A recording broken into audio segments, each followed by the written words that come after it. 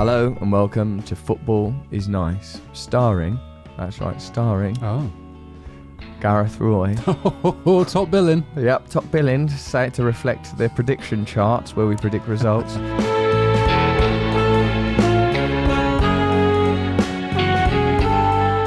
Jenny May Finn on buttons. Yeah. You've had a little lean in. What was that just to say? Yeah, was it? Yeah.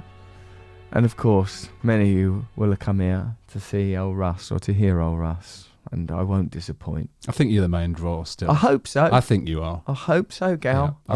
I like to think it's shifting in my direction, but I think it's you and Jen, to be honest. Well, a lot of people like Jen's voice. If they observe the predictions that are being made when we predict the weekly results, which I thought for a while might be a bit boring, but actually it's gripping. It really is. It's full on drama. It's full of the drama. new Succession. The new Succession is trying to predict the results. And I think our collective mind, if we can look aside from the competition just for a moment and consider that collectively, there were only three people, we collectively produced 100% accurate results for 1, 2, 3, 4 results. And the exact scores. Yeah. So it just shows you the collective mind of a group. I got 3. All right. But collectively we got 4. Hold on, I got 1. Gareth got 2 exactly right. Because we give ourselves 3 points for an exact correct. For example, say you correctly predicted that Spurs beat Norwich 3-0, which one of us, me, I am him, did. Then you get 3 points. If you correctly guessed that Man United will beat Palace, which I did, and everyone did actually, we all correctly guessed that, but you don't get the exact score, then you get 1 point. That's our system. Why don't you play along at home? Why don't you? Yeah, I don't know. Does everyone, maybe other people don't do the 3 points for the correct score. I think it's great. That's vital. It's great. 3 points for the correct score is what made us. Because it means that Russell could get 3 correct scores not exactly right and only end up with 3 points, and yet Jen could get them all exactly right and get 9. Now that's a bit of a difference in number terms. That's the difference between becoming a champion and being an also-ran. Do the total scores of this week. The total scores this week. Not the overall thing of this week. Oh, okay. Sorry. Yeah, we're overproducing this. One extreme to the other. This is what it is, Russ. Is that she's now she's got some power now. She's starting to get these results. The breakfasts are coming in. That's too much milk. That's too much milk. It's too much You've milk. Overcorrected. I can see from here. Is that here. Warm? Call that a breakfast? I can already tell. Those chia seeds are coagulating in one corner, and these accusations that I'm out of touch have got to be stopped. Thank you, Alicia. Is it too milky? No, how could it ever be too milky? It's by the way, it's not real milk. Too milky. If the vegan police are listening, I'm veganing hard, baby. Thank you for that lovely hot breakfast. Just one of my many breakfasts. Also, I do need my supplements in advance of food. I do need those as well, please, because I can't eat without my supplements. We've got to drag this life out for as long as possible, haven't we? This is a football podcast for the everyman, isn't it? Just for the everyman, whether you're a pampered vegan, a drug addict in recovery, whose breakfast gets brought to him. Where's the silver platter? And where's my silver spoon? And where are the kid gloves? And why am I not wrapped in cotton wool? How often do you make breakfast for yourself these days? Never. Because I'm busy doing this. I used to do the breakfasts. You did a good job, Jen. Thank you. Did she? Yeah, every morning. Yep, when I lived in East London, when we were doing Ed Miliband on the Truths, around that time, Jen was... Heady. I liked it. Yep, it was good. You were still you, weren't you? Breakfast. You've not changed one bit, Jen. You've not grown. You've not improved. I've never made Russell breakfast, ever. I feel I've made you food. You've made me more food than I've made you. So what does that say about the circle of life? I made you food, Gareth. Yeah, you made me, but only because I was with Russell. It wasn't just for me, right? You're a good cook, Jen. I'm a good cook when it comes to the rigatoni, vegan rigatoni off the School Night Vegans website, the cannelloni, School Night Vegans website, Italian bakes. What about when I stayed over at yours a couple of weeks ago, and then I came and we sat and watched The Simpsons, which was lovely. And we'll get back to football in a minute, but you came over with some food for me, and then you go, "Oh, don't worry, Laura made it," and I felt a bit sad, like you were saying, "Oh, it wasn't me, don't worry." Well, some of it was reassurance, but also some of it was I didn't want to take credit. Oh, I see. As well, because I thought, like in that Seinfeld episode when Elaine gives the big salad, but George actually paid for the big salad. No, like George feels that he's not properly credited for the big salad. I see. You know, well, it's got to be a big salad. All right, so Jenny wants us to point out that she got 13 points this week. Jenny, that's probably the most points anyone's ever got in a week. Probably is, yeah. Jenny didn't participate in the first 2 weeks of this game, and she is still racing up. She's in third place, yes, but she's only 4 points behind, right? Gareth's first, I'm second, Jen's third. But Jen, by any metric worth observing, Jen is going to win. Of course she is. No, not no. Yeah. And how can Jen win? Do you know what? Oh, this reminds me. This is a very on point. You know, I read The Athletic, a very fine publication about sort of sports analysis. Well, they did this. They ran these numbers, right? They do that. They do really good data analysis.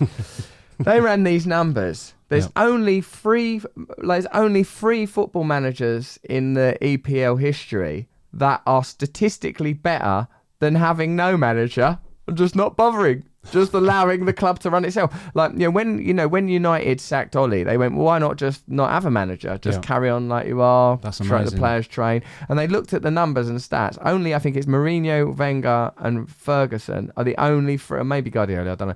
But like, there's only a handful of, thank you, finally, a tray of supplements to keep me alive, to enjoy more privilege for decades to come. Thank you so much. Thank you, Alicia Fefele. So, look, all it really is I'm at work and someone's bringing this is the equivalent of having a sandwich from the sandwich man, or queuing up in the canteen in a homeless shelter and getting your slops. It looks interesting to me. That's all it is. There's lots of different colours and tonics and noises. Tinctures and elixirs. Who've got to cheat death for another 10 years. Yeah, I've got to be kept alive, Gal. I know. Sorry. So only statistically, having no manager is as good as everyone but the best managers. Because quite often the reaction to managers being sacked is better than managers being there. I don't quite know how they've got these statistics thinking about it, because I don't know that, because when was there no manager? I guess what they've done is it's not just that bounce thing. No, I guess manager sack bounce. It must be partly to do with the bounce. Yeah. Why you want to make it about the bounce, Gal? Well, because that's the reason, isn't it? Like, someone gets sacked. I mean, look at Carrick did well, didn't he? Like, Carrick's left Man U now, but he got some because of the bounce. No, he's left because Ranić's come in. The bounce was too much. But bounced him right out. But now he can already go and say, I was Man United manager for 3 games. And actually it went well. Yeah, it went really well. Did he win all 3? He won 2 and drew 1. That's great. Yeah. Great stats. But that draws with Chelsea, beat Arsenal.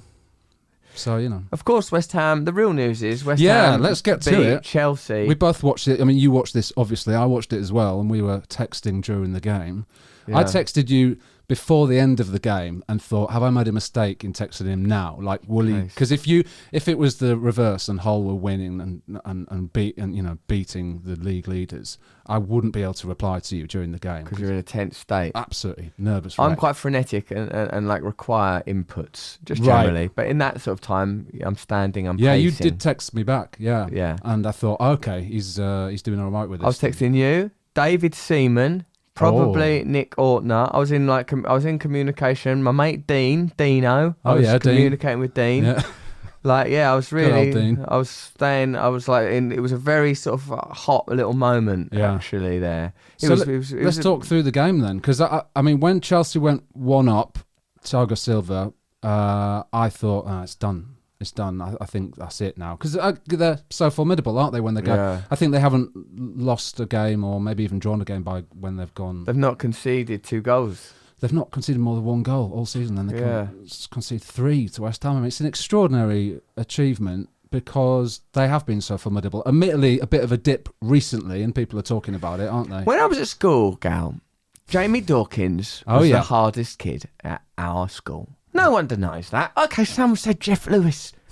But Dawkins' figures spoke for themselves. And I later, some years later, when it was safe to say so, said, I bet if I beat up Jamie Dawkins, people would go, oh, Jamie Dawkins, he must not have been that hard. Right. Rather than saying, give Russ his due. Now remember, all of this is fantasy, all of it. I wouldn't be able to beat Jamie Dawkins. One time he punched me in the stomach and I doubled over. I became friends with Jeff Lewis. I was trying to build a team to support me. And Jeff Lewis was a good kid. Was he? He was all right, Jeff Lewis. You could get on with Jeff Lewis. He was quite hard, but Dawkins, as his name suggests. Wrong un, was he? Yes, I believe, I don't know because I don't want to libel him, but I feel like the predicted pathway for Dawkins went the way He's you a might member of the imagine. government now. Certainly, Her Majesty takes an interest in Jamie Dawkins' daily activities. So, now that West Ham have beaten Chelsea, of course, the naysayers, those naysayers are saying, nay, obviously, that's their priority. But after they've said that, they're saying, oh, it's only just because Chelsea having a dip in form. Oh, Lukaku, he don't move around enough. Oh, Kai Havertz, his face is too pointy like an elf. That's what they're saying. A lot of people fancy Kai Havertz. That's the sometimes you get this with models, don't you? Where you think, well, that person just looks a bit odd, and then they go, he's the new face of Ralph Lauren. Hang on, how did that work? I thought models were like these, No, they're ugly now. It's a new thing. Get with it, Granddaddy-o. Do you like Kai Havertz, Jen? I don't know. Have a look at him. Well, how do you spell his name? It's a bit like that car company. Hertz. Oh, but it's Havertz. Kai Havertz. What's the Kai bit? The Kai is like K. a car, like a Kia, but spelt differently. K-A-I. It's all So it's cars. two cars. It's two cars. It's a Kia, but a bit different. Yeah. Then it's a Hertz. But a so bit imagining, different. right, You guys could have just spelt it. you're going to Hertz and you're hiring a Kia. It's but Kai they're Havertz. Yeah. And then Kai Havertz comes. Oh. Do you fancy him? Let me look. He's got a nice jaw, Jen. I'm looking. My gay mates fancy him. He looks like a child. Well, he's young. Yeah, he is young. Yeah, but I don't like young. He looks a bit like Peter Crouch. No, he don't. He doesn't look Yeah, he does. anything like Anything. Peter Crouch. He does. He's got a pointy face How like dare Peter you. Crouch. Racist. That's football racist. He looks like I just see him outside a shop with a bike, so I'm not really attracted to him. He'd run to the shop. He wouldn't. Why he'd wouldn't get he chauffeur cycle? driven these days. Yeah. Ever so much money. Anyway, look, West Ham game. We got sidetracked. So I think that West Ham, this is an incredible achievement. I think, along with the victory against Liverpool. I don't want you to think I was, by mentioning Chelsea's dip in form. It's You're just, undermining it. What's next? That Masahaku didn't mean that goal? well, he didn't, did he? He cost Oh! Oh! Did you pronounce his name correctly then? Do you know why that is, Go mate? on. It's because when I wrote it down, Yeah. I wrote it down phonetically. Ah. Because I knew that moment would come. I thought, I'm not giving them the pleasure. What's of his name again? Masahaku. Masuaku. Masahaku. Well, let me check my files. It's actually pronounced Masuaku. Masahaku. Hold on, I've written it down Even when properly. you say it right, it still Masahaku. Masahaku. That's how you say it. still I've written doesn't it sound right down. when Russell says It's it. it's in my files. Bowen. Here is where I'm Oh, going. I love Bowen. Right. Finally, I'm glad. You always like Bowen because you know I love Bowen, don't you? Look, there was a bit where I thought he needed to kick it harder. Yeah, I know you said that I think I love Bowen. I love his tireless ethic. I love his Milky Bar Kid style of physical appearance. Yeah. I love Bowen. I feel like that he actually is not unlike young Putin who works here. Will, is he? Like a sort of the Aryans. Should we explain? We've got some lad who works here, young Will. He's a good lad, and he looks like young Putin. Right. If you find a picture of Will and then find a picture of young Putin, you may not know which you wish. Yeah, when Putin was, I don't know, around 20. 10, 11 or 10, something. 11, is he that young? I think Putin? he's that kind of age. Anyway, Putin. Will So much ahead of you, Putin. So much, Putin. all good stuff. Dare to dream, Putin. Don't you be down. But I do not know and love me. Okay. Putin. Putin. So Bowen, Yep. what a star. What a star. It's weird my thing with Bowen because You stay loving players once they've left Hull. not often. When Snodgrass left, I was furious. I was Bob absolutely Snood. Bob. Yeah, I was Why furious did you say that then? because I kept banging on about Snodgrass before he moved to West Ham. It's all these players that moved to West Ham. We like a Hull player. He left us halfway through a season when we really needed. He was playing brilliantly. He was one of the best players in the league, and then we went down that season, and it was because he left. He was our, not Gareth kept talking He was about our, him. I did. And So Robert Snodgrass is Bob Snood. Jim called him Bob Snod, which I didn't like at Yeah. the time. You don't like that? It'd be like calling Jarrod Bowen like Jad Bow or something. It's like- Gabbo. It would be like attacking the heroes of the Easter Uprising in Yeah. Ireland. Anyway, Bowen, fantastic. When he went to West Ham, Jarrod Bowen, I was telling all the West Ham fans that I know, I think there's only 3, but I was you and my mate John and my mate Jack, who you know Jack very well also. Oh yeah. And I was eulogising about Bowen because he was so incredible at Hull, so incredible. And I think any Hull fan will back this up. He's the reason we went down that season. because we lost him to you. We were basically a one-man team, and he was phenomenal. He's one of the best players I've ever seen at Hull, undoubtedly. And I think there was a bit of scepticism from West Ham fans of like, is this guy any good? You know, I guess whenever you buy someone from the Championship, and maybe certainly when you buy someone from a unfashionable it's like team if you go like to Hull, Lidl, you think, is this going to be okay? is it? Yeah, Is this? What's this? I don't recognise this brand. yeah. Even if it's from, Aldi. even if it's from the middle of Lidl, which people are always into. The middle of Lidl. The middle It's of this Lidl thing, isn't the it? middle aisle has like I know, new Russell, things there's every this month. supermarket called Lidl. And then There's every this thing month called not having enough money. they change the stuff in the middle aisle, which is like homeware and toys and lifestyle The stuff. middle of Lidl. That's a Yeah. good bit of branding. I like the sound People of love that. it. People are always talking about it because of that. You know, like people. I've never heard it before. Yeah, people love Have it. you ever been in Lidl? In Waitrose, there's a lovely little section there. Now, obviously, a lot of people make the mistake of reaching for the first pot of caviar they see. Don't be a fool! Don't be a fool, Jonathan! The third pot of caviar is always the best pot. But I think people thought that about Bowen, that he was middle of Lidl type player. But look at him. Where do you put him in terms of West Ham's best players? Because he was man of the match on Saturday, wasn't he? I think he got man of the match. Rice. Go on. Then it's Souček, Antonio, Bowen. Bowen's third, is he? He's in. I think Souček, Antonio, and Bowen are like you could be saying. Rice is obviously one of the best footballers in. He could be in a world 11. Yep. Couldn't he? Yeah. Then them three, Souček, Bowen, Antonio. Yeah. Like I feel like Yeah. and my sense is based on Klopp's interest in Bowen that Yeah. he's got some place to go.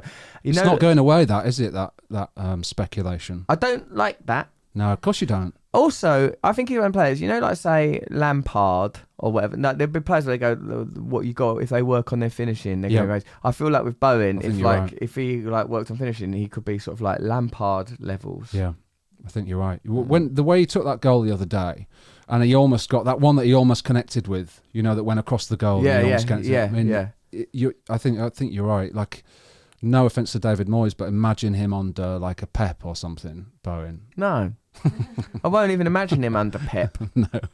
No, I won't do that. I don't think they need any more attacking midfielders, to be honest. Stop buying everyone's attacking midfielders. You got Bernardo Silva. Who's in incredible form also. Did you see his goals at the weekend? Yeah, he's amazing, isn't it? Like they knew. What's interesting about City is it's like some sort of peculiar hydra, some chimera, where a different head will come to the forefront. Yes. It was all about Sterling. It was all about Silva. Yes. The other Silva. Then all about sort of Grealish only for a little minute there. Like is that working? Well, it's interesting because I think the talk about De Bruyne. Grealish is that it's not quite working. But what I heard another view on was that Grealish is kind of learning his trade under Pep, and Grealish will be the new Bernardo Silva in a couple of years' time or something. It's like Pep is constantly bringing in new potential, even if you could say, like, I think the price tag of Grealish suggests he should work immediately and he should be one of the top players. But I guess the price is irrelevant in a way. It's like you have to pay that kind of money these days. That's what it was. But what he's looking to, you could argue with Pep, is that he's looking to the future. So one goes away, like Silva left, and now you've got players like Foden to come in and replace him. And Some people are saying Foden is the best player in the world. Well, there you go. It's actually amazing because I suppose one of the things you could say about Liverpool at the moment is, other than Jota, who's come in and done well, it's like what happens when those big players, like what happens when Salah leaves or Mane retires or Firmino goes, Van Dijk, like these players that they haven't brought in the kind of players to I mean, Liverpool fans will argue with this, I'm sure. And I know that they are bringing players in, Konate at the back, but you just feel like these are irreplaceable icons. What about that Elliott? Yeah, Harvey Elliott. Yeah, he's obviously going to be a good player, but you feel like the way that Pep is doing it at Man City is that it's all happening at it's so fluid. The image and you happening. have is of a kind of a sort of a cauldron of activity, of like some thriving nest of brilliance. And therefore the level never drops. Yeah, because it's De Bruyne's not around now. Okay, but look, now Bernardo Silva's the best player in the world Exactly. all of a sudden. I know, and he was meant to leave at the start of the season. It's really amazing. That's when I think I haven't appreciated Man City, actually, the last few years. I've always thought, well, they just buy their success, and obviously they play incredible football, but they've got amazing budgets, and I still think there's an argument for that. But when you look at playing 2 seasons in a row without a recognised striker, and you look at the way that players come in the way that we're talking about, it'll be Gundogan for a bit that will get 10 goals. Then it'll be Bernardo Silva. There is a genius to that because it's a system rather than individuals, even though those individuals are very, very skillful. Yes. It looked like some of them goals at the weekend. Who were they playing? Watford. It looked like dance. Yeah, like they move around like people like fakes and feigns and running. It's incomprehensible how skillful and beautiful they are. Yeah, and I think early in the season all the talk was Chelsea, and of course they're third now, but they're only a point behind Liverpool, and Liverpool are a point behind City. So that's interchangeable, that top 3, and it only takes a loss for Man City. But when you've seen the kind of the couple of little stumbles that Chelsea have had in the last few weeks, and then you look at the way Man City play, there's a kind of like, I see what's happening. Man City, this form they're in, I think it's 5 wins on the bounce now, and they did that last season, didn't they? They went on this incredible run of form where they basically won the league. They just won game after game after game, and you think, are they going to do that again? They're just going to... It's becoming incredibly refined. Last season, I don't think it was a particularly high points tally, but it's got to be, you've got to think that you've got to beat everybody, and then you have to beat each other. Yeah. So when these results like West Ham beating Chelsea or West Ham beating Liverpool, they're significant. And I suppose if you look at just that, City beat West Ham. Yeah, they did. They drilled that right out. But everyone's dropped points already. So. But look, I heard a West Ham fan come on the radio or whatever you call it these days. And talking about West Ham doing a Leicester. So how do you feel about that? Winning the league? Yeah. I don't know, because I think in the season that Leicester won the league in 2016, competition. It was it should have been Spurs that was, but ultimately Arsenal were second. But there were a few accompanying anomalies, not to diminish Leicester's incredible achievement. But if you imagine this City team in that league, or this Liverpool team, or this Chelsea team, that's a lot of points going all over the gaff. Yeah, So this guy was saying that if the minimum requirement now for him, he thinks it would be top 4. Anything other than top 4 or a trophy. Yeah, it's got. Otherwise, I suppose so. It's weird, isn't it? Your expectations do rise in alignment with the success. It would feel a disappointment even to get to the final of the Europa and to finish 5th. You'd feel like, well, it was a good season, but What trophy would you take if you could have any trophy? Not the league, but you can have any other trophy. What is it? Really, you're describing. It's really between Europa and FA Cup. Really. I don't know, man. I mean, the FA Cup is domestic, I know, and you feel like sort of lovely. Yeah. But Europa is weird, isn't it? Because you play that Super Cup game against the Champions League winner and stuff, and I suppose it's on an international stage. So I suppose Europa, even though the history, with the last time we won it 1980 or whatever. Shall we do some of your breakdown? We could do some breakdown. We've touched on our little league thing. We've asked you a question. We want you to review this show. Of course we do. This review says, from Andy Beardface, I take my stepdaughter to football training every Thursday evening. Parents aren't allowed in the training hall, so I sit in the car and listen to you guys. Oh, that's nice. Pochtridge, Angusaki goes, Poch ain't staying in a hotel. It's a travel tavern. Good. Partridge reference. Nice. A Pochtridge. Oh, that's that fun. Nice. Good. Coincidence. Matthew Ford. I was listening to the musings and ramblings in my car on the way to work when I saw RB himself dropping his kids off at school, I think. It was a weird conflation of realities, listening to the voice from the past but seeing the face in the present. That is weird. It is weird to be listening to someone and then see someone. Yeah. Keep up the good work. I enjoy tuning in. Silly stuff from Bill Hez. Delightful podcast. I like it so much that I listen right up to the last few moments when the structure of the show's out the window and it's mostly just drivel. No, hold on. That was the good bit. Is it? Isn't it? No, I think he's absolutely right. He's there's a limited structure to any of this, I would... Absolutely. It's not very structured. Right, the football question this week... Grappling around for papers. Right, this is structure. What football-related mistakes have you made that turned out to be great? Richard said... Because this was off the back of... What was the... Masaaku. Right. Masaaku's deliberate goal against Chelsea there that wasn't a cross to the far post. That was so far off. They tricked Mendy and went in at the near post. So some people says...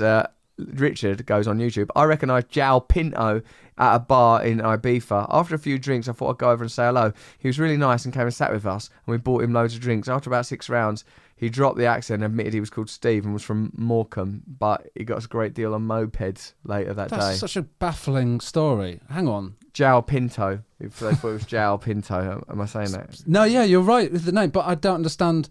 So He pretended to be. They went, "Oh my God, you're João Pinto," and he went, "Yes, I am João Pinto. Right. Can I have a Bacardi and Coke?" I'm assuming that's how João Pinto speaks. And then about 6 drinks in, he goes, "Look, I ain't João Pinto. I'm from Morecambe, but I can get you a good deal on mopeds." Oh, I suppose. Okay. He went with it. So our question was, what football-related thing, Mistakes experience did of you make? yours? Yeah, what are you saying? That it doesn't qualify under I the think it doesn't criteria? quite Gal, qualify. you can be quite brutal sometimes, mate. Did you nearly pretend to be a foreign lad in a nightclub to attract members of the same or opposite sex, depending on your sexual attractive policies? I did. I pretended to be an American. Hi, I'm an American guy here in Essex, over for a little while. What are you guys doing? Or ladies, as it would have been in my case. What's going on? You know, What age sometimes were I'd actually pretend to be an Australian as well. Which was the most successful accent of yours? American. Right. I'm an American.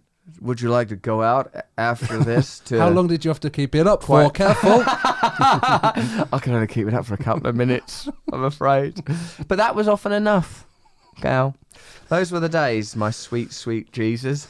Alex on YouTube, I got sent off playing for my local team for exposing my arse to the ref after a dodgy decision. I missed the next game, which was away.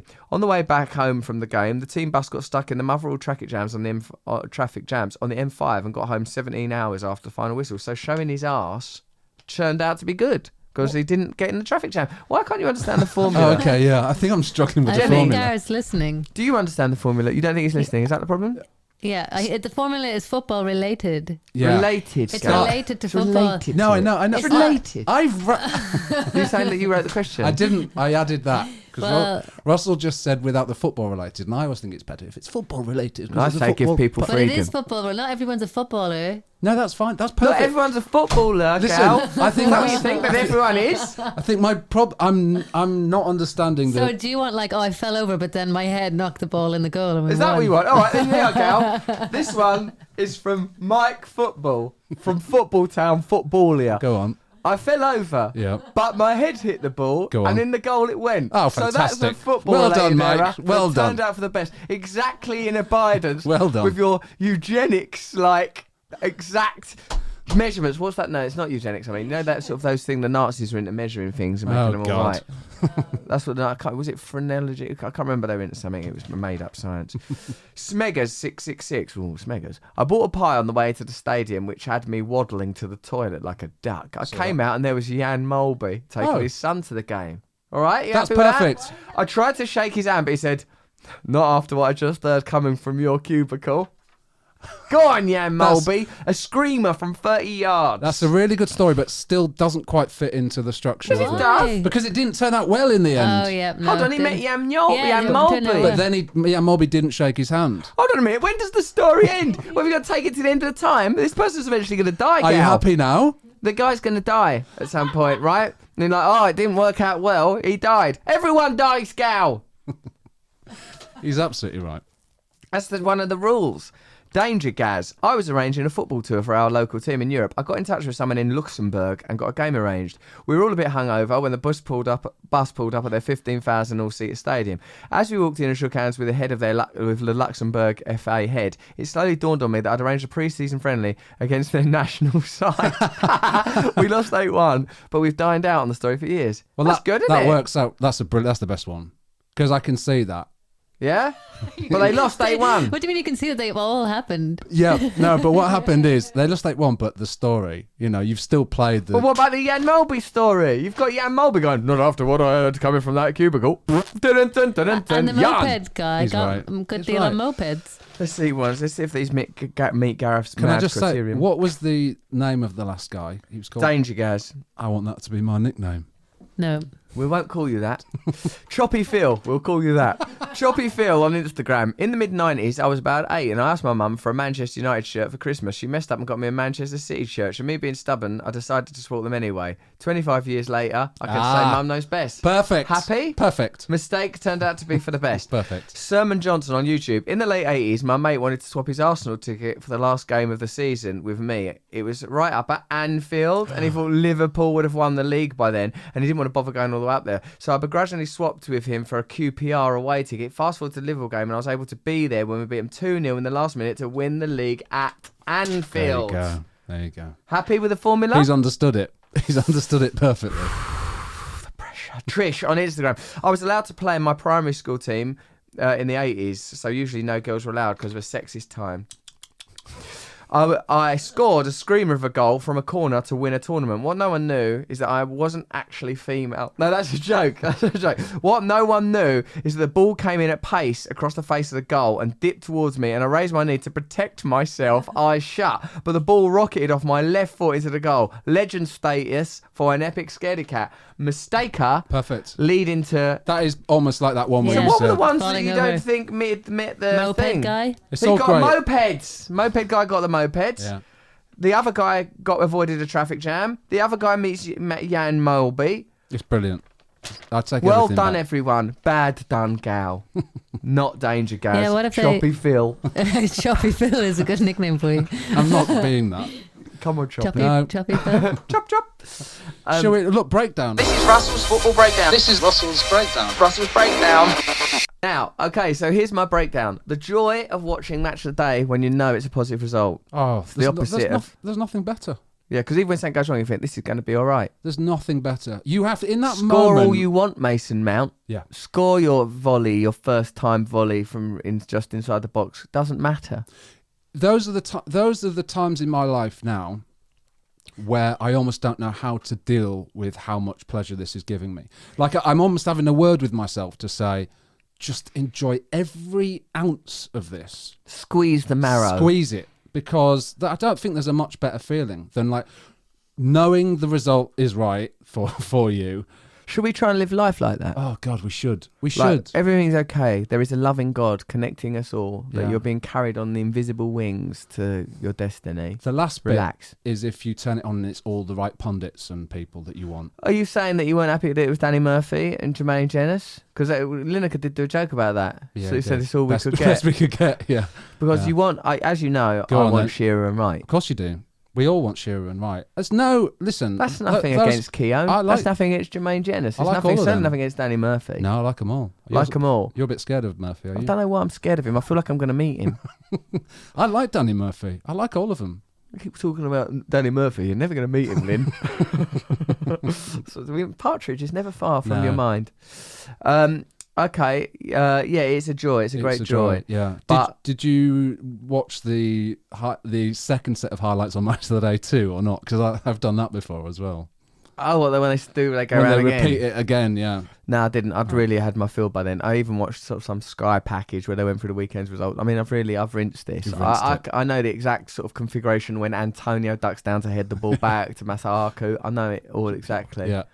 Still can't say the names right. There was right. So here's some of my observations. This is still from West Ham, Chelsea. Like waiting for the penalty that Lanzini took Oh, right, go on. after Bowen hustled Yeah, for that. Mendy, yeah. Yeah, it was pretty cool. Some men were really hugging, and I thought, how beautiful. It Like is. they're in the crowd, really sort of embracing one another. And I thought, I wonder what their relationship. Because one guy was hugging someone else from behind. I thought, I wonder what their relationship is to each other. Because that's a very intimate hug, the behind hug. Yeah. I mean, I wouldn't behind hug you, would I? Would you I don't behind think- hug me? I don't think I remember you behind hugging me. Who would you behind hug, Jen? Only someone who I was intimately involved with. Almost sexually, would Yeah. you go so far as to say? I like when I think of who I behind hug, it is only really like my sexual life partner, my wife, and then I can't really think of anybody else I'm behind hugging. Sometimes girls behind hug each other, don't they? It's different in a for friend- girls. It's Why? not Because different there's for me. there's a sorry, Jen, It's not different for me. I wouldn't behind hug a girl or platonically. guy. I wouldn't. If I behind hug you, I love you. that's my Sexually. policy. You could take that to the bank. Yeah, and it don't mean that if I don't behind hug you, I don't love you. I still probably do love you. Mm. But this behind hug, it was a sort of a dad and a son, maybe, or maybe two mates, or maybe lovers, maybe men that are in a sexual partnership with one another. Yeah. But it was a behind hug, nevertheless. And my feeling when I saw it was, well done, lads. Mm. Band together. Now Lanzini after the go, sorry. Well, I just think we said this before, and look, I you know, I don't want to like bring the tone down, but you know when Good luck trying. you know when awful things happen in the world, and at football they find a way of commemorating and paying their respects. I was thinking this at the weekend because it happened at the weekend, and I thought it's kind of What awful thing happened? Someone died. I won't go into Death. it, but yeah, Sad death of awful. Oh yeah, no, I remember. God And I rest his thought soul. there is something that happens in football matches that there isn't a space for in real life, is what I thought. And look, I'm not suggesting we don't commemorate and we don't respect in real life, but it's something to do with there's a space that's created within a football match where an energy comes together, a kind of tribal energy comes together, that people even recognise that they put aside these tribal differences. You know, you've got fierce, and I think the one I'm talking about was the Villa Leicester game. But that Now that's young the boy fierce. had sadly died. There's a fierce rivalry there, and yet there was this moment in the match where they all stopped playing and everyone applauded. And I thought, God, that's beautiful. What is beautiful about it is it becomes what football provides is an opportunity for the catharsis of emotion. Sometimes that emotion is rage, sometimes it's joy, it's anger, all of these various emotions. But if you can for a moment say, well, it's only real here. Yes. It's only real here. And like a sad death or a tragic event, we come together for that. I mean, the message that we're sort of sending ourselves, which is one of the functions of ceremony, is to send a message to yourself, to reiterate, instantiate who you are. Who are we really? And note that there is a chant that is literally, who are you? Who are you? Yeah. Like that. You say in that moment, put aside all of this stuff that's going to go down today. We are with you when it matters in the deepest possible place. We are together, and what message could be more beautiful? No, than it's so beautiful, and I think because this context creates a moment and a space for that. I'm not saying it's perfect. There's all sorts of imperfections with football. There's all sorts of issues you could go into, like loads and loads and loads. But when things like that happen, and in modern everyday life, we have to ignore so many things because we're so bombarded with distraction and just general life, and all the responsibilities everyone has. And in a context like this, when you see that happen, and you say it, and as you say, it reminds people what's truly important in life. I think things like that do need to be replicated. We do need a space for stuff like this, for the important things in life that there isn't. But don't you think all group and community places do that? Yeah, I'm sure you're right. I'm sure you're right. I don't even mean in schools. Even when schools come together and something's happened, they take a moment of silence. You might be right, Jen. It's not like no one could claim that it's a superior version, that it's a very good version, and perhaps because it's a place that also affords you the right to be oppositional, like in a way that's safe and complicit, but like sort of say in a church, which obviously has a great power, or any place of worship, mosque or temple or whatever, that that's explicitly we've come here, community, acknowledge God, acknowledge our connection to one another. But at a football match, that stuff is implicit. Exactly. Like it explicitly, well, I'm going to watch Leicester v Villa. Yeah. And then as a result of the sad death and commiserations and condolences to the family, like you are also having to embrace something that's more powerful than you might imagine. Church is for birth, death, marriage. What about God. others? Are you including other sports in it too?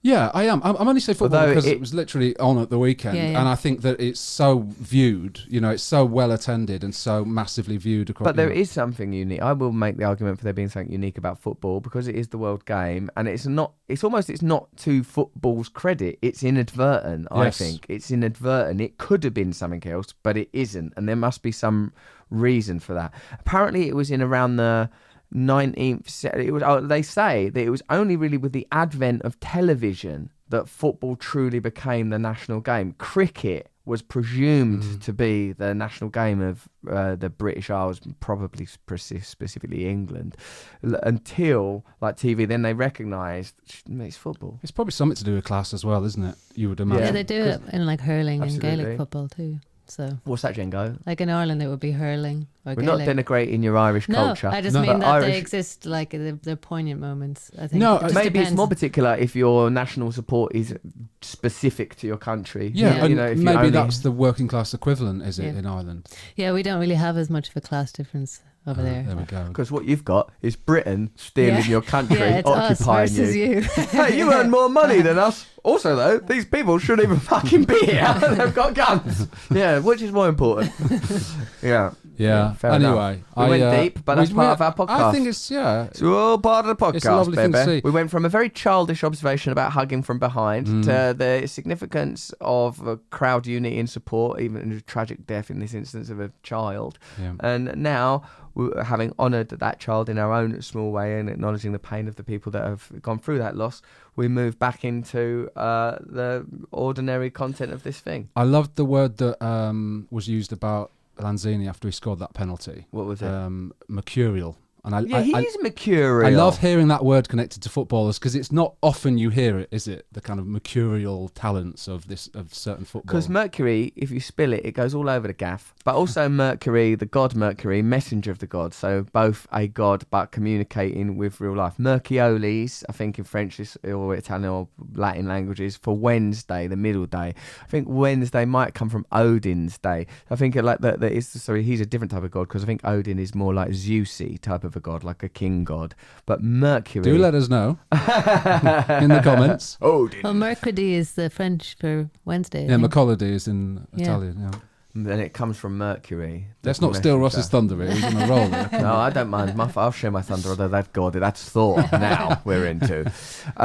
So like Mercurial is it's a good description of someone that's slight, ethereal, not necessarily entirely. Because there are the moments with Lanzini where he pulls off a moment of you have to call it genius. Because I remember when he scored the winner against Spurs. Was that the 4-3 game? Or was it the equaliser? But like it was just such a late equaliser, and we'd been 3-0 down. So it was that's right. And that was an unbelievable goal as well. And every now and again, and the way he dispatched that penalty is like you wouldn't have wanted anyone else to take that penalty for West Ham. It was really brilliant. It really looked like it was going one way, and there was a last minute turn. It was perfectly taken. Because like with penalties, a missed penalty is such a disgusting thing. It really is. Oh God, no! How? That was basically a goal. Yeah. So it's so awful, isn't it? Did you see that he went up to Reece James immediately after? Yeah. Had Reece James been trying to mind game him? I didn't see that bit. Yeah, he'd been shouting at him in the lead up to it. You're going to miss this, I think. You don't seem like you know what you're doing. Yeah, but by the end of the game, they were hugging it, or kind of...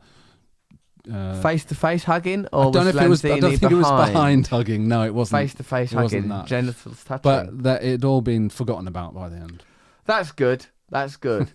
A lot of happens a lot in football these days. I mean, one of the criticisms of footballers, like Roy Keane, they're talking to each other at the end there. They shouldn't be doing that. They should be smashing each other in the face. Why wouldn't they send the fucking coach if you did that? Yeah, and I guess there is room for both those arguments, isn't there? It's like there's something lovely about seeing those two players. Well, they take it so seriously, or that they kind of make up and they both realise that that was in the moment and that this is kind of a game, well, literally. But there's also room for the Roy Keane argument of we're going to war here. Don't be like doing selfies together and laughing and smiling after you've just played each other. The old Man United Arsenal rivalries. You don't see that. They're not quite swapping so much. shirts. What about Roy Keane? Like that he's embarrassed that he even thought about asking Zinedine Zidane for a shirt, then he didn't. That was amazing, that revelation. I didn't know. For what are you thinking? Don't do it. Roy Keane. Gotta love Roy Keane. Yep. There was a lot of agitation at the game. The stewards really had to work hard to keep the Chelsea like with the goals. You could see with the goals, when it cut to the fans after the goals, like the main focus of the fans was to the other set of fans. Yeah, that was the main joy. My mate's a policeman, and he was policing the game. Wow. And he sent me a text from there with pictures of him, and it was amazing. I mean, an amazing view. My first response was, "What an incredible view!" And he was like, "Listen, we've had to do quite a lot of hard work today." And he said it was very leery, and they had to do a lot of work to keep it kind of peaceful. But great job that they do, the old police. Oh yes, those guys. Well done them. I want Moyes Gilet. He's got a sort of a gilet with the crest. Yes. And it's, I think, got a hood, or he's wearing a hoodie under it. Yeah, I've seen it. He wears it a lot, doesn't he? Because sadly, I bought a gilet the other day, and it was puff. It was made of puff, but the individual strands were not connected to each other. It was like an interwoven puff. If you can imagine, like I like that you like a waffle. This with the word sadly. Sadly, it was they were interconnected. So the gilet wasn't good enough, and it had to go back. Oh, it's gone back, has I it? sent it back. Well done. Thanks. In the old days, that would have just been tossed into a river or something. Into the river with thee. Let the swans take you, my sweet one. Who among us? All right, so that's basically my observation. Did you return it within 28 days? Oh, it's gone straight back. It's off Mr. Porter. Okay. You know, Mr. Porter. All of it went back. None of it suited me. The shirts were too big. Nothing was right. But you know you've got a limited window to get the proper refund, don't you? If I don't get that refund, if something goes wrong, that was expensive, that bloody gilet, that interwoven puffy thing. It was ridiculous. I looked stupid. H&M What Originals. brand was it? Capital with a K. Oh, Capital. Yeah, I tell you, man. Capital.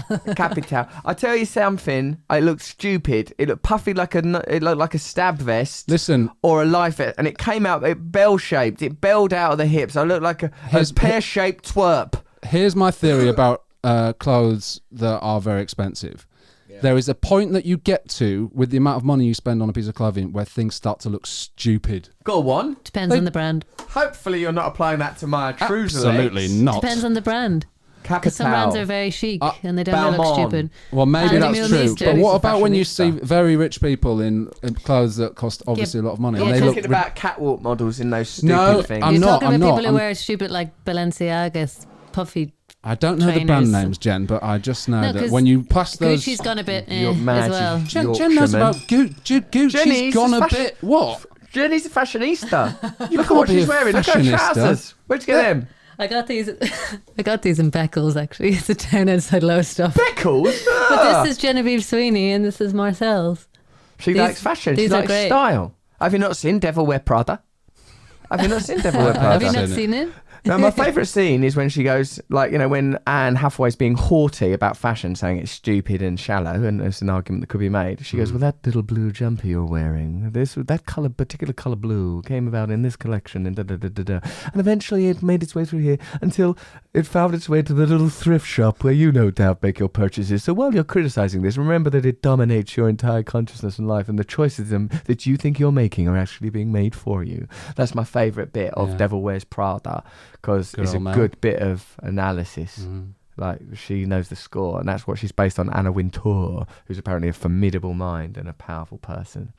So that's so before you criticise my stupid trousers... but the proof is in the pudding. It looked stupid, did it not? Yeah, but that's what did look stupid? It was just stupid. That gilet of yours. Yeah, you'd have been better off going to West Ham's club shop. I would have. Exactly. This is my whole point. Why didn't I? Next time, club shop.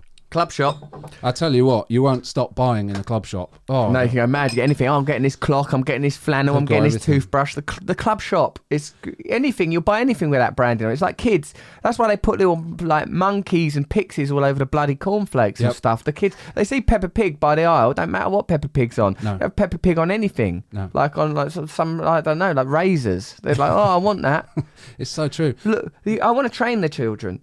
Peppa Pig's not in there. That's just an object. These cornflakes, they should be sold like in some sort of Stalinist regime. Cornflakes, there is no Peppa Pig here. Yeah. Bread. This avocado is not connected to Paw Patrol. Like, they think, I go, what are you going to get from it? Yeah. That's what I used to think all the time when I was a little kid. I tried to extricate myself. Like, say if there's some Star Wars promotion on cereal or biscuits, well, you get it. It's not Luke Skywalker's not there. It's not going to come and touch you and love you, hug you from behind. Sometimes you did get something in the cereal box. That was great, though. Wasn't that brilliant? Brilliant. Does that happen anymore? That? No, it's dangerous. Oh. We were living on the edge back then, it turns out. You're better off eating a dinosaur than the bloody Sugar Puffs. Sugar Puffs are banned. I still miss them.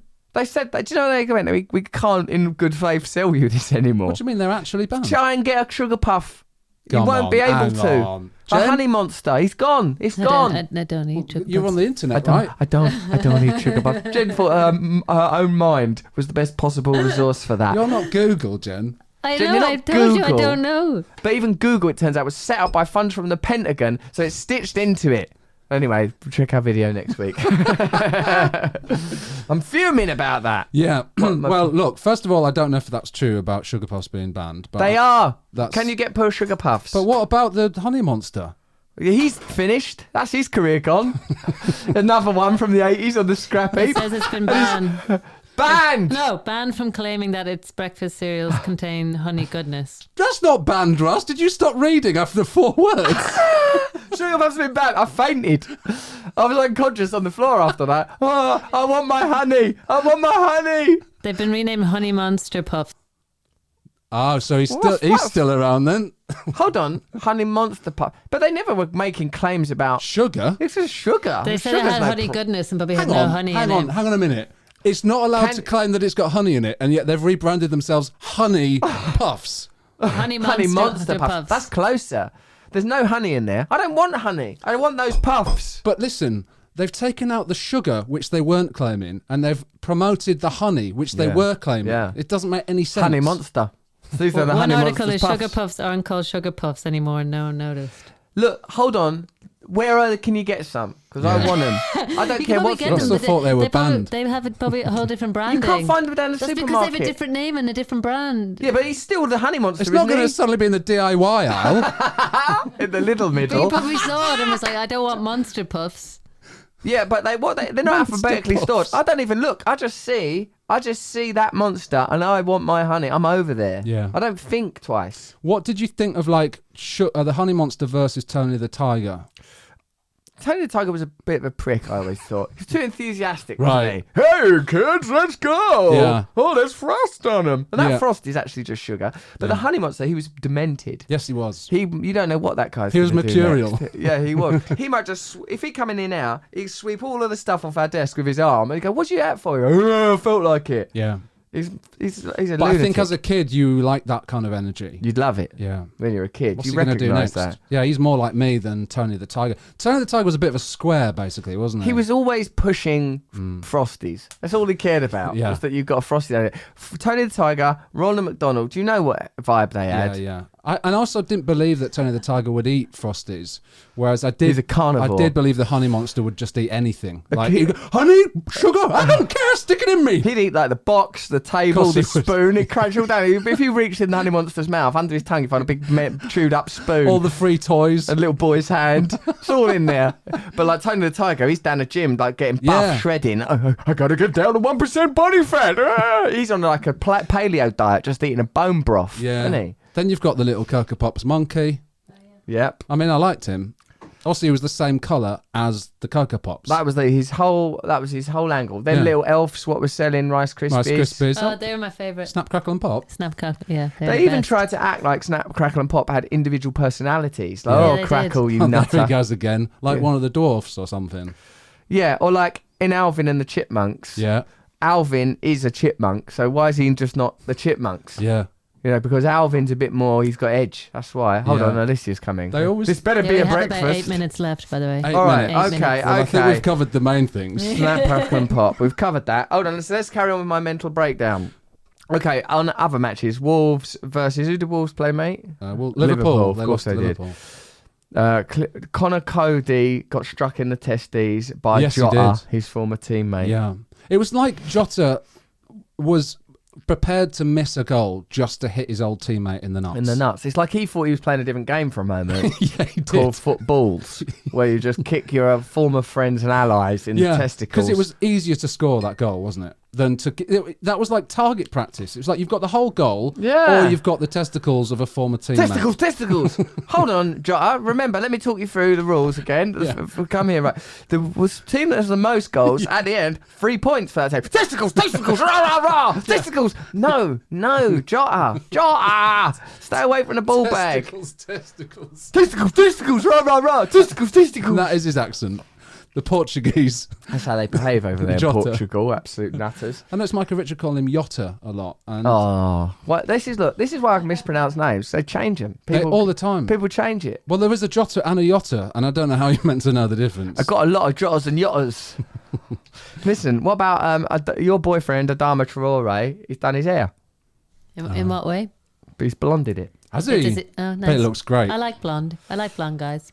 Well, he's blonde now, so you've got that. Klopp is wearing a snood. How do you feel about that? I just think Klopp does whatever he wants these days and gets away with it. We don't care that you don't wear glasses. No, he's so charismatic. He can If you do had anything. to lick another man's teeth, would you lick Klopp's teeth? I guess it probably would be his. It certainly wouldn't be like David Moyes or something. No It's way. Probably Snaggletooth. Because your tongue would be going across, it would be like Braille. Your tongue would be going across a real lot of contours and stuff in Moyes' mouth. Also, you'd have to deal with David Moyes. I don't think would like it. No, you wouldn't I think he'd be going, they get this over with. Is this for charity? Yeah, it is, Dave. Yeah, it's for charity. All the money goes to I people. bet you're getting another gilet out of this. You will. Don't rest assured. I've got one here. It's all woven and puffy, sadly, but it's It's yours. very expensive. It cost a bomb. We just took it out the River Thames. It's drenched, but I'll tell you, I just snuggled down in it, my sweet, sweet friend. But Klopp's teeth, all you're going to feel is the gap between each tooth, and it'll be like that. It'll feel nice. It'll feel like ding, ding, ding, ding, ding, ding, ding. It'll be like beautiful. It'll be like strumming a harp. Yeah, it'd make a noise, wouldn't it? Yeah, and also I feel like he could peel his lips outward to create real room for you there. Yeah. Like he's got good labial control. Klopp, that's what I say. Okay. I was about to say let's change the tone, but actually let's increase the Should we tone. stay on that game? Yeah, because look, have you got a point? Well, I liked what Klopp was saying about Origi. He's good. If he was playing for another manager, maybe he would play more. I thought that was a weird thing. He said, I hope he plays for a manager who would play him more than I do, which means What does basically that mean? means I'm going to sell him. he should leave. But it was lovely because he also said, I love that boy. And I thought, God, you're amazing. You're amazing. If Klopp loved me, I'd do anything for him. Anything. And they all do. They love him. Did you love see them all Klopp. celebrating when Origi scored? All off the bench celebrating, Klopp jumping up and down. It was like, this is a club mentality. This is what a club should be. Yeah. When you see problems at other teams, I just do that. Just replicate whatever they've got. But of course, not everyone's got a Klopp. Not everyone's got a Klopp. I learned a good thing when I was watching Gary Neville talking to Jeff Shreves at a conversation that happened at the beginning of lockdown, right?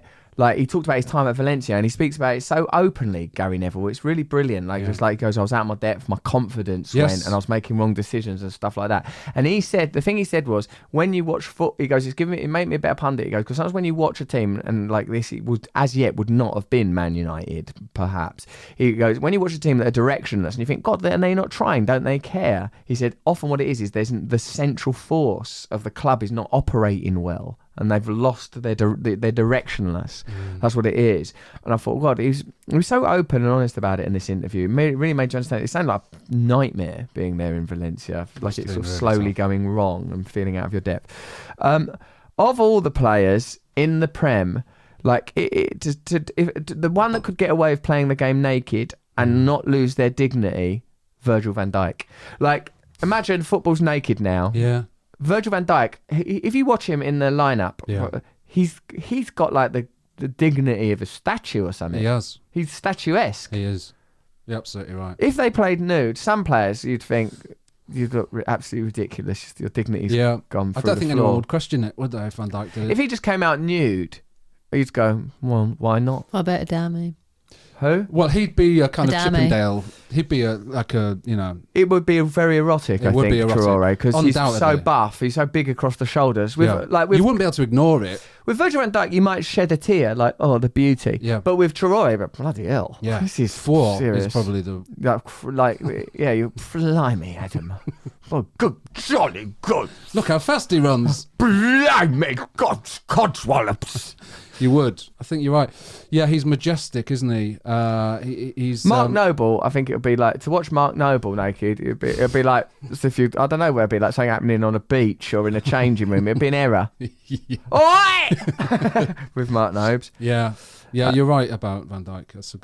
It's a strange observation, but a good one. Yes, thank you. Manager stats versus no manager. I've done a new item where I ask you some questions. When you see Amanda Staveley and that bloke that owns Newcastle now, what do you feel? I think they're married. You feel like you see them and you think they're married then? Yeah, that's what I always think. And they've moved in, they're the new neighbours. Yeah. It's a weird feeling, isn't it? It is weird. Like, going, there they are, them two. Yeah. Oh, yeah, there they are. And I suppose that's wrong because it's just a man and a woman together. So that's our indoctrinated view of society, isn't it? Yep, we've been indoctrinated there.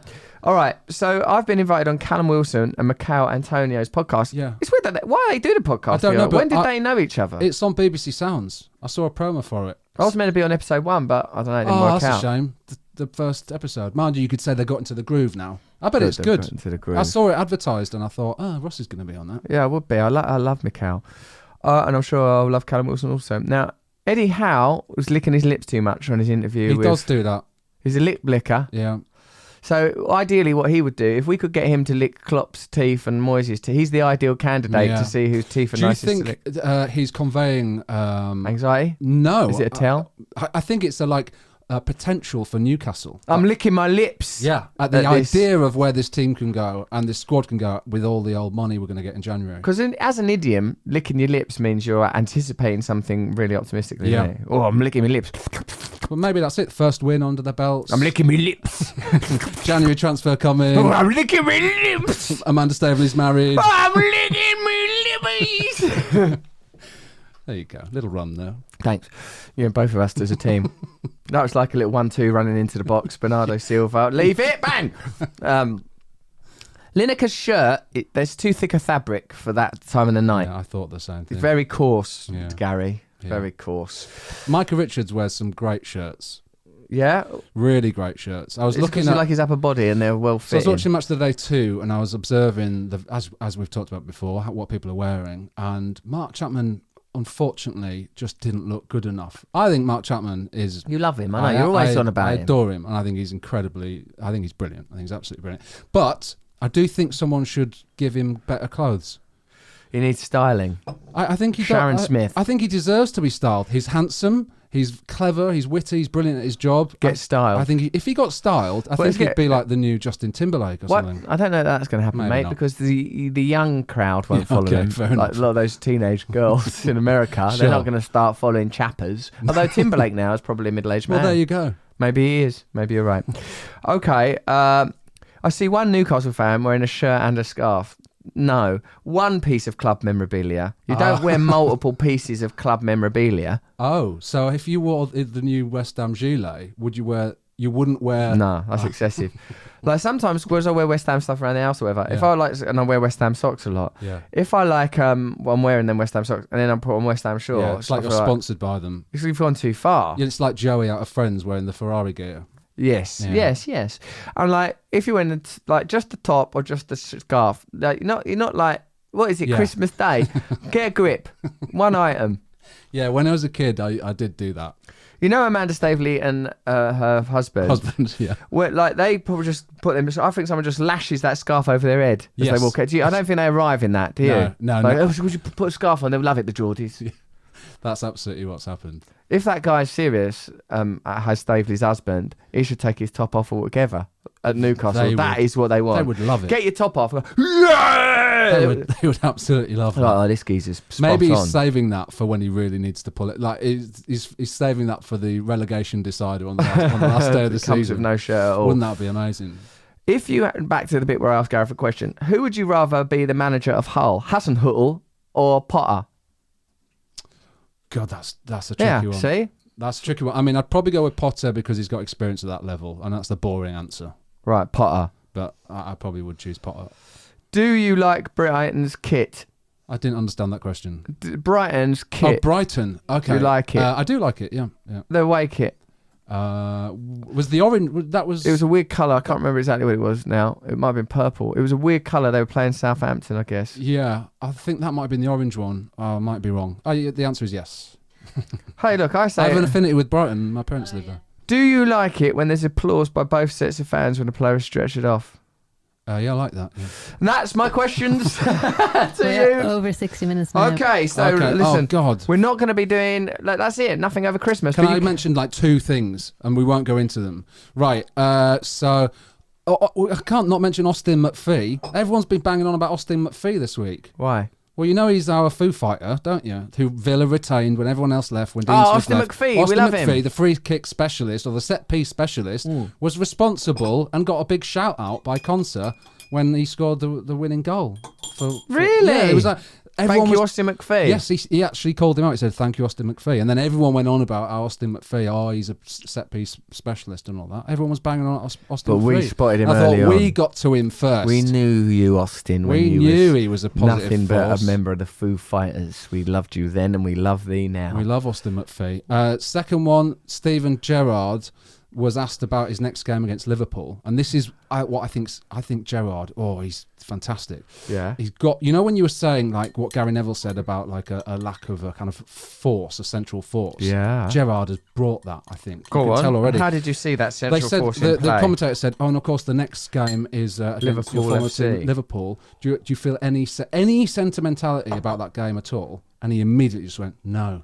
And I thought, and it was a cold no. And I thought, He didn't even elaborate. nothing. No. No. And I thought, that's Who's he talking to? one of the Sky pundits, or whatever they're Gosh. called. And I thought that's steely and impressive, because I think it would be. I think almost any other former player. Look, obviously I've got a lot of connections to the club. Yeah. You know, it's very important. No, everyone knows what that city and what that team means to me.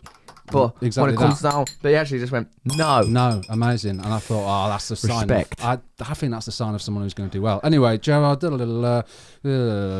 What's this? You're going? Why are you singing these songs? What's the matter? I was going through my list. This is the bit where they He's trying say to be that we fall off a concise. cliff I at the know. end How and about we Man lose the United? structure. Man United played 4-2-2-2. Oh, for God's you heard about sake, that who before? cares? But when do you hear that? 4-2-2-2. That's it, Jen. That's it. I'm done. That's what you want to go out on that note, Jen. 4-2-2-2. Yeah. 4-2-2. Jen, well done with the points. We're not going to be Thank around you. over Christmas. It's like but an we're gonna, area code. Oh, for God's sake. We're going to be posting lots of content, though, around football is nice. There, so you can stay in touch with us. Maybe we'll post predictions for the games, just independently post our prediction, because otherwise the league will be suspended, and this will be the period where we'll come back and Jen will be top of the league. Well, why don't we all make a prediction now? Who's top for our first show back? First show back, Oh, I think of you've us. got to say City are top. Okay. I Jen? don't Are they know. currently I top? don't know who's up there. Jen, you've got to guess. Just all you've been doing up to now. Why would you? Don't change the winning formula. Is someone? It's going to be City, Liverpool, second? Chelsea. Liverpool. Okay. Right. Well, in that case, I'll have to go Chelsea and to keep All it right, interesting. So I'm City, you're Chelsea, you're Liverpool. Everyone remember where we sat, yeah? Everyone remember what spoon you touched. All right, okay then. I don't know what that's a reference to. Thank you for joining us, and we'll see you in the new year. Have a wonderful holiday, specifically and uniquely worshipping Christ. Mainly that. Just worship Christ. That's it, and that's all you need to do. Football is nice. It is. Football is Christ. Football is Christ. Even if you're not actually a Christian, become Christian. Even if you have really strong ties to it, abandon that now. Shall we make that the title of this week's Yeah. episode? Football is Christ.